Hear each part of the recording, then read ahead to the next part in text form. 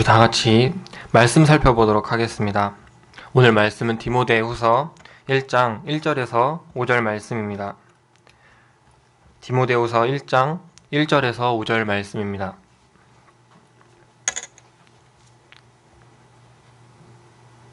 우리 같이 교독하시고 마지막 5절은 합독하시도록 하겠습니다. 제가 먼저 1절을 받들도록 하겠습니다. 하나님의 뜻으로 말미암아 그리스도 예수 안에 있는 생명의 약속대로 그리스도 예수의 사도된 바울은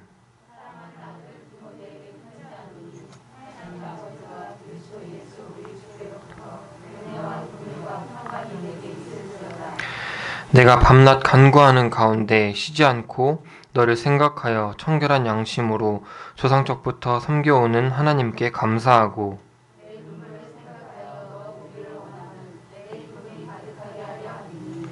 5절 같이 읽도록 하겠습니다. 이는 내 속에 거짓이 없는 믿음이 있음을 생각함이라.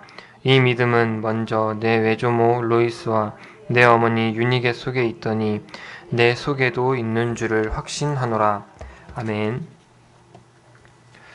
디모데후서는 사도 바울이 죽기 전에 자신의 마음을 담아 디모데에게 쓴 마지막 서신입니다. 그래서 디모데후서는 마치 사도 바울의 유언장과 같은 서신입니다. 그래서 이 서신의 분위기는 비장한 분위기입니다. 바울은 죽기 전에 디모데가 가장 보고 싶었던 것 같습니다. 왜냐하면 이 서신을 보면 디모데한 애정이 구구절절 나와 있기 때문입니다. 오늘 본문에서도 그런 표현이 나타나고 있습니다. 오늘 본문 4절 말씀을 보면 내 눈물을 생각하여 너 보기를 원함은 내 기쁨이 가득하게 하려 함이니 라고 나와 있습니다. 이 9절에서도 사도 바울은 디모데가 보고 싶다고 나와 있습니다. 왜냐하면 디모데를 보면은 기쁨이 가득하게 생기기 때문입니다. 디모데의 어떤 점이 사도 바울을 이렇게 기쁘게 하였을까요? 오늘 본문에서 표현된 바울과 디모데의 모습을 보시면서 하나님을 기쁘시게 하는 믿음이 무엇인지를 배우길 바랍니다. 그럼 하나님을 기쁘시게 하는 믿음은 과연 어떤 것일까요? 첫 번째는 아름다운 관계를 이루는 믿음입니다. 1절과 2절 말씀을 보면은 바울이 디모데에게 축복을 빌어주는 장면이 나옵니다. 이 장면을 보면은 스승과 제자 사이에 진한 애정이 흐르고 있음을 알 수가 있습니다. 둘은 스승과 제자 사이였지만 서로 아름다운 관계를 이루었습니다. 바울은 디모데를 최선을 다해서 이끌어 주었고 디모데는 바울의 사역을 이해하고 철저히 뒷받침해 주었습니다. 그래서 바울에게는 수많은 제자들이 있었지만 마지막 편지를 디모데에게 보내는 것이었습니다. 목사와 성도는 바로 이런 관계가 되어야 합니다. 리더는 양떼의 처지를 이해해주고 양떼는 리더의 고충을 이해해줄 수 있어야 합니다. 좋은 믿음은 반드시 좋은 인간관계를 만들 것이고 좋은 인간관계를 만들 때 하나님은 그 관계 속에서 크신 은혜와 축복을 내려주실 것입니다. 그런 의미에서 우리는 우리의 만남을 소중히 여길 수 있어야 합니다. 축복의 핵심 요소는 만남입니다. 좋은 교회를 만나고 좋은 리더를 만나고 좋은 제자를 만나고 좋은 동역자를 만나는 것은 무엇보다 소중한 축복입니다. 지금 이 만남을 소중히 여길 수 있는 사람이 되시길 바랍니다. 하나님께서 나를 축복하시기 위해서 이 만남을 허락하신 줄 어떻게 합니까? 그리고 그 만남을 통해 좋은 관계를 만들기에 힘써 협력해야 합니다. 힘써 협력하는 관계 속에서 문제를 극복하는 엄청난 파워가 나오게 됩니다. 서로 힘을 합하면 거기서 놀라운 힘이 나옵니다. 우리가 하나님께 충성하고 힘을 합치게 되면 놀라운 일이 일어날 것입니다. 그렇게 협력할 수 있다면 우리 앞에 아무리 큰 문제가 닥치더라도 그 문제들을 능히 이겨낼 수 있을 것입니다. 그런데 인간관계 중에서 가장 좋은 관계가 있습니다. 그것은 바로 서로 기도해주는 관계입니다. 사실 서로를 위해 기도해주는 것만큼 위대한 협력이 없고 위대한 격려가 없습니다. 우리는 서로를 위해 기도해주는 사람이 있다는 것을 부러워할 줄 알아야 합니다. 우리 주변에 나 자신을 위해 기도해주는 사람이 있다면 그 어떤 어려움도 능히 헤쳐나갈 수 있을 것입니다. 어떤 마귀의 공격도 두려워할 필요가 없을 것입니다. 오히려 마귀가 두려워 떨 것입니다. 왜 북한이 그토록 한미연합 군사훈련을 싫어하시는 줄 아십니까? 한반도 특성상 서해에 북한 비행기가 한 대 뜨면은 남한 비행기도 즉시 떠야 합니다. 반대로 남한 비행기가 뜨면은 북한 비행기도 바로 떠야 합니다. 선제 공격을 당하면 피해가 막대하기 때문입니다. 그러니까 우리가 훈련을 한다고 해도 비행기, 탱크 등을 동원하면은 북한도 비행기와 탱크를 동원해야 되기 때문입니다. 그러면 연료가 부족한 북한은 그 훈련을 할 때에 기름이 없기 때문에 미칠 지경이라고 합니다. 여기서 기도도 마찬가지입니다. 우리가 기도를 하게 된다면은 마귀 세계에서 비상이 걸릴 것입니다. 우리의 기도는 마귀를 미치게 하는 것입니다. 우리가 그 기도의 힘을 활용하여서 서로를 지켜준다면은 그 마귀의 어떤 공격도 능히 이겨낼 수 있을 것입니다. 신앙생활을 하면서 좋은 만남을 가지고 좋은 관계를 이루는 것이 얼마나 중요한지 모릅니다. 하나님께서는 관계를 이루고자 애쓰는 신앙을 기뻐하시고 그 관계 속에서 크신 은혜와 축복을 더해 주실 것입니다. 두 번째는 범사에 감사하는 믿음입니다. 오늘 본문 말씀 3절을 보면 나의 밤낮 간구하는 가운데 쉬지 않고 너를 생각하여 청결한 양심으로 조상적부터 섬겨오는 하나님께 감사하라 라고 이렇게 나와 있습니다. 바울은 밤낮 간절히 기도할 때마다 디모데의 모습이 생각났습니다. 그리고 디모데를 주신 하나님께 깊이 감사했습니다. 여기서 3절에서 청결한 양심으로 조상적부터 섬겨오던 하나님께 감사했다라는 말은 가문을 자랑하라는 말이 아닙니다. 깊이 감사했다라는 표현입니다. 사도 바울의 가문은 훌륭한 가문이었습니다. 그의 조상은 청결한 양심을 가졌습니다. 바울 또한 하나님께 최선을 다했습니다. 그렇지만 바울에게는 공로의식이 없었습니다. 그런 가문의 전통을 주신 하나님께 감사했습니다. 그리고 귀한 동역자를 만난 그 디모데를 만난 것 또한 하나님께 감사했습니다. 밤낮 기도하는 중에서도 달라고 하는 기도보다는 감사합니다 라는 기도가 더 많았습니다. 그는 범사에 감사하는 믿음을 가지고 있었습니다. 사람들은 무언가를 헌신하게 되면은 내가 이만큼 했지라는 생각을 가지게 됩니다. 바로 그 순간 그 헌신은 무용지물이 되는 것입니다. 그 헌신을 통해서 하나님의 역사가 이루어지고 하나님의 뜻이 이루어졌을지라도 그 헌신에는 하나님의 보상이 없을 것입니다. 하나님의 뜻이 있을지라도 그 헌신 속에서는 하나님의 보상이 없을 것입니다. 하나님께서는 결코 기뻐하시지 않을 것입니다. 그러나 헌신을 해도 하나님 이렇게 할 수 있게 된 것도 하나님의 은혜입니다. 감사합니다. 라고 할 때에 하나님께서는 그 헌신을 기뻐 받으실 것입니다. 우리는 이 모든 것을 감사의 눈으로 볼 줄 알아야 합니다. 하나님께서는 이 세상을 창조하시고 심히 보시기 좋았다라고 말씀하셨습니다. 하나님께서 창조하신 것이고 다 하나님께서 하신 환경이십니다. 다 하나님께서 있게 하신 것이고 그 환경도 소중한 뜻에 있어서 실수가 없으신 하나님께서 있게 만드신 것입니다. 그 하나님의 뜻을 생각한다면 감사할 수밖에 없습니다. 때로는 나에게 상처를 주고 나를 힘들게 하는 사람을 도저히 용서할 수가 없을 것입니다. 그러나 용서할 수 없는 사람을 용서하는 사람이 진짜 믿는 사람입니다. 그 사람도 하나님께 특별한 목적을 가지고 내 곁에 있게 해주신 그 뜻입니다. 그 사람도 하나님께서 특별한 목적을 가지고 내 곁에 있게 해주신 것입니다. 그처럼 모든 환경, 모든 상황을 하나님이 주신 것으로 생각하고 범사에 감사하는 믿음을 가질 때에 하나님께서는 그 믿음을 보시고 기뻐하실 것입니다. 세 번째는 눈물의 헌신을 동반한 믿음입니다. 사도 바울이 죽음을 앞두고 디모데가 그토록 생각나고 왜 디모데에게 이 땅에서 마지막으로 쓰는 편지를 쓰고 싶었을까요? 그 이유가 4절 말씀에 나와 있습니다. 우리 같이 4절 말씀을 읽도록 하겠습니다. 시작.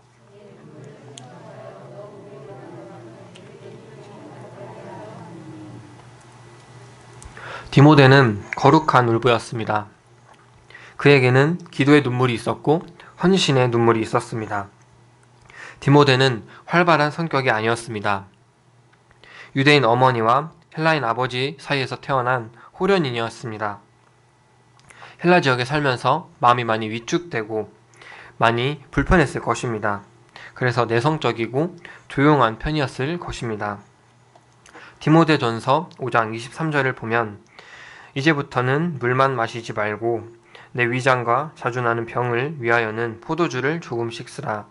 디모데는 몸도 약했던 사람이었습니다. 그러나 그는 나중에 큰 목자가 되어서 당대에 가장 영향력이 있는 에베소 교회의 담임 목사가 되었습니다. 어떻게 그런 일이 가능할 수 있을까요? 겉으로는 요란하지 않지만 마음속에서는 뜨거운 열심이 있었기 때문입니다. 겉으로 요란을 떠는 것은 진정한 믿음이 아닙니다. 빈수레가 요란하고 얕은 시냇물에서 큰 소리가 납니다. 그처럼 요란을 떨지 않아도 디모데는 하나님의 사명을 생각하면서 항상 맡은 일에 최선을 다했습니다. 사도 바울은 그 디모데의 모습을 생각할 때마다 힘이 났을 것입니다. 그래서 죽음을 앞두고 디모데가 보고 싶었을 것 같습니다. 디모데의 조용한 열정과 헌신적인 모습을 보면서 죽음을 앞둔 상황에서의 우울함이 사라지고 기쁨이 가득하게 된 것입니다. 눈물의 헌신을 동반한 믿음은 하나님을 기쁘시게 하고 사람에게도 기쁨을 줍니다. 최선의 헌신을 보이면 사람들은 감동하고 하나님 또한 감동하십니다. 무엇이든지 전력을 다하는 모습이 아름답습니다. 그리고 그때 행복의 열매도 주어집니다. 호랑이는 배가 부르면 그 어떤 동물도 해치지 않습니다. 그러나 사냥을 할 때에는 그 작은 토끼를 잡을 때마다 전신을 다하게 됩니다. 힘없는 토끼라도 전력을 다해 도망가면은 잡을 수 없기 때문입니다. 신앙생활에서도 전심전력을 다해 헌신하지 않으면 결코 아름다운 열매는 주어지지 않을 것입니다. 신앙이란 하나님 비전에 마음을 다해 반응을 하는 것입니다. 찬송가 540장에 이런 가사가 있습니다. 나의 품은 뜻 주의 뜻같이 되게 하여 주소서. 십자가로 가까이 가서 내 뜻을 접고 하나님의 비전에 마음을 다할 때에 그 영혼은 반드시 살아나게 될 것입니다. 우리가 마음을 다해 하나님을 사랑하고 이웃을 사랑하는데 눈물을 헌신을 할 때에 하나님께서는 우리의 영혼에 이런 음성을 들려주실 것입니다. 내가 하나님 나라에 멀지 않구나. 사람들은 모두 천국에 가기를 원합니다. 그러나 사는 모습은 하나님 나라에 멀리 있는 모습을 종종 보일 수 있습니다. 왜 그렇게 쓸쓸한 모습과 쓸쓸한 신앙이 있게 되었을까요? 마음을 다하지 않았기 때문입니다. 헌신을 하지 않았기 때문입니다. 지금 배가 가라앉고 있는데 보물을 찾아 성실로 내려가고 있는 삶 때문입니다. 우리는 욕망에 시달려 살지 말고 깨끗하고 아름답게 헌신하는 삶을 회복해야 합니다. 그래야 하나님께서 그 신앙을 축복해 주실 수 있을 것입니다. 네 번째는 마음속에 거짓이 없는 믿음입니다. 왜 사도 바울은 디모데를 생각할 때마다 그를 못 견디게 사모하는 마음을 가지게 되었을까요? 오늘 5절 말씀 전반부를 보시면은 이는 내 속에 거짓이 없는 믿음이 되었음을 생각함이라 라고 나와 있습니다. 디모데는 말만 그렇듯한 믿음을 가지지 않고 겉과 속이 일치하고 말과 행실이 일치하는 거짓이 없는 믿음을 가지고 있었습니다. 기독교인으로서 누구에게나 보증수표로 인정받는다면 얼마나 기분 좋은 일이 있을까요? 어떤 분은 한다면 합니다. 어떤 분은 약속하면 꼭 지킵니다. 그런 사람들은 하나님의 축복이 비켜가지 않습니다. 하나님께서 축복하시는 사람은 기본기에 충실한 사람입니다. 때로는 네, 하겠습니다 라고 할 수 있는데 하기가 싫습니다. 그래도 우리는 할 수 있어야 합니다. 내가 감정적으로 하고 싶은 일만 하면 하나님께서는 축복을 주시지 않으실 것입니다. 그러나 감정과 기분과 컨디션을 극복하고 꼭 해야 할 선한 일을 할 때에 하나님께서는 그 믿음을 기뻐 받으실 것입니다. 좋은 신앙은 반드시 좋은 인격을 낳고 반드시 좋은 생활을 낳을 것입니다. 우리는 가끔 이런 얘기를 듣습니다. 저분은 신앙은 좋은데 인격이 영 아닌 것 같습니다. 아마 그것은 참된 말이 아닐 것입니다. 신앙이 좋으면 분명 인격도 좋을 것입니다. 그리고 인격이 좋은 사람이 신앙생활을 하면 지혜롭게 자라게 되는 것을 보게 됩니다. 그처럼 신앙과 인격이 분리되지 않는 신앙이 바로 거짓이 없는 믿음입니다. 무엇보다 겸손한 언행을 가지고 있어야 하는 것입니다. 거짓이 없는 믿음은 겸손한 믿음과 동일한 것입니다. 겸손하고자 하면 더 이상 자기를 높이려고 위장하고 가식 부릴 필요가 없기 때문입니다. 우리는 겸손을 통해 거짓이 없는 믿음을 가져야 합니다. 그래야 하나님께서 은혜를 주십니다. 겸손하면 때로는 부끄러운 모습을 보여도 이해해 줄 수 있는 사람이 많이 없습니다. 그러나 교만하면 완벽하게 행동해도 인정을 받지 못합니다. 사람이 자기를 높이고 교만하면 깎인 일만 있고 인간관계에서는 후퇴만 있지만 자기를 낮추고 겸손하면 높아질 일만 있고 인간관계에서는 전진만 있을 것입니다. 또한 거짓이 없는 믿음은 어려울 때일수록 더욱 십자가를 지는 믿음을 말합니다. 어떤 분은 절대 손해를 보지 않는 신앙을 가지고 있습니다. 하지만 여기 계신 분들은 절대 손해를 보지 않는 신앙을 버려야 합니다. 우리는 절대 손해를 보는 신앙을 가져야 합니다. 어려운 순간을 다쳤을 때에, 어려운 기도 제목이 있을 때에 믿음의 자리를 버리지 않고 십자가를 기쁘게 지는 믿음이 바로 거짓이 없는 믿음입니다. 그런 믿음이 하나님을 기쁘시게 하는 믿음입니다. 마지막으로 다섯 번째는 가정생활에서 나타나는 믿음입니다. 무엇이 거짓 믿음이고 무엇이 거짓이 없는 믿음이고 무엇이 또 어려운 믿음이겠습니까? 한 사람이 가진 믿음을 거짓 없이 바란다면은 그 믿음은 거짓 없는 믿음입니다. 헌신이 있는 것은 진짜 믿음이고 헌신이 없는 것은 가짜 믿음일까요? 그럴 가능성이 많습니다. 그러나 헌신하는 것도 헌신 앞에서 보이기 위해 아니면 정치적 목적 때문에 헌신하는 경우가 있습니다. 헌신하는 것을 통해서도 진짜 믿음과 가짜 믿음을 구분하기가 쉽지 않습니다. 그러나 진짜 믿음과 가짜 믿음을 구분할 수 있는 아주 실제적인 방법이 있습니다. 그것은 그의 가정생활을 살펴보면 됩니다. 가정생활에서 믿음이 나타납니다. 가족들 앞에서 그 믿음을 진짜로 인정받는다면 그 믿음은 바로 진짜 믿음이 될 것입니다. 교회에서 아무리 믿음이 좋게 보이고 사회에서 아무리 믿는 사람답게 보일지라도 배우자가 인정하지 않고 자녀들이 인정하지 않는다면 그 믿음 생활은 아주 중요한 것을 놓치게 되는 것입니다.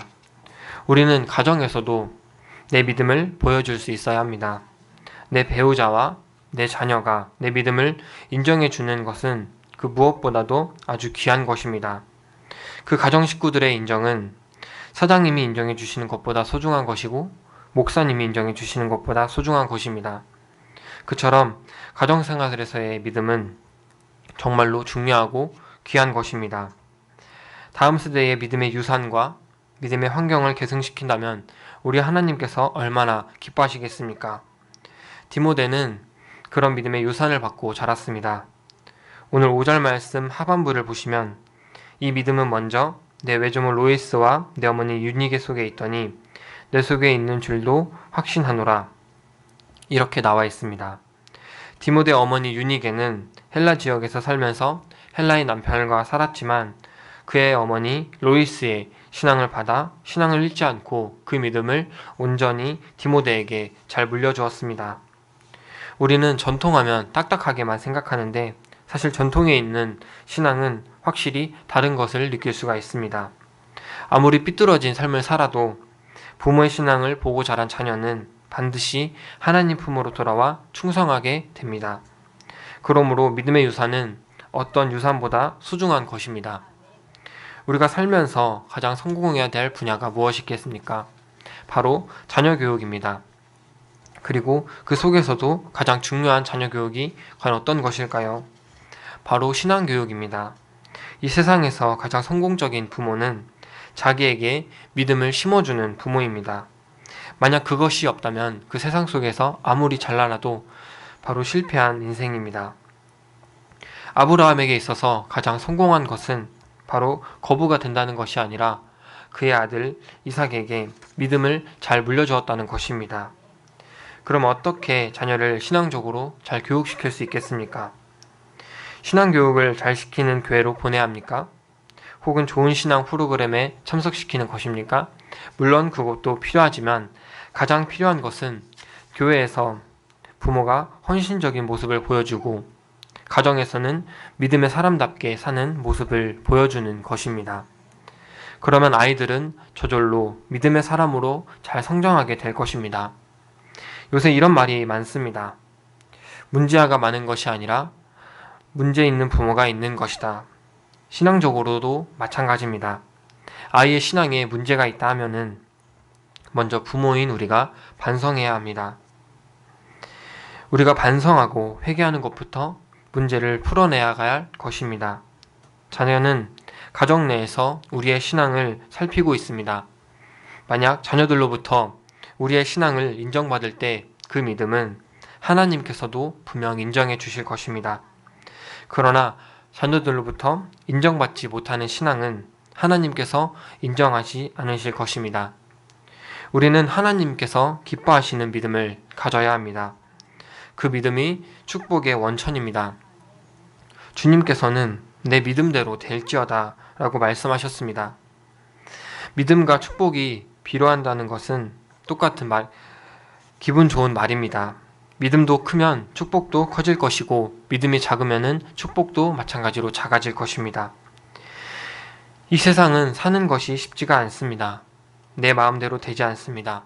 또한 내 뜻대로 되지도 않습니다. 그러나 반드시 내 믿음대로 될 것입니다. 내가 부족한 줄 알고 내가 아무것도 아닌 줄을 알면 나는 죄인인 중에 괴수인 줄을 안다면은 결국 하나님의 보좌를 움직일 수 있는 사람이 될 것입니다. 요새 은혜를 받지 못하시는 분이 계십니까? 누구에게나 그럴 수 있습니다. 그러면 교회 탓을 하고 싶을 때도 있고 사역자 탓을 할 때도 있고 혹은 다른 성도님들 탓을 할 때가 있습니다. 그러나 은혜를 받지 못한다는 것은 결국 내 자신의 믿음의 문제입니다. 중요한 것은 내가 주님과 바른 관계를 맺고 있는가 하는 것입니다. 주님과의 거리를 살펴보아야 합니다. 주님과 거리가 멀어질 때에는 은혜가 떨어지고 축복도 떨어집니다. 여러 가지 문제가 큰 문제로 부각되는 것입니다. 문제가 생겼으면 내 믿음을 진단해 보아야 합니다. 꼭 내 믿음이 나빠져서 문제가 생기는 것은 아니지만 문제가 생길 때에 내 믿음을 진단하는 기회로 삼고 회개하는 자세는 대단히 복된 자세입니다. 오늘 말씀에서 중요한 것은 우리에게는 하나님의 은혜가 필요하고 하나님의 뜻대로 살지 않으면 안 된다는 것입니다. 오늘 본문 속에서 나타난 그 디모데의 믿음을 우리 성도님들께서 꼭 가지시길 바랍니다. 우리 정결한 교회 성도님들께서는 항상 하나님께서 기뻐하시는 믿음을 통해 축복을 받으시고 그 은혜 또한 누리시고 온전히 주님 안에서 살아갈 수 있는 귀한 성도님들이 되시길 축복합니다. 기도하겠습니다.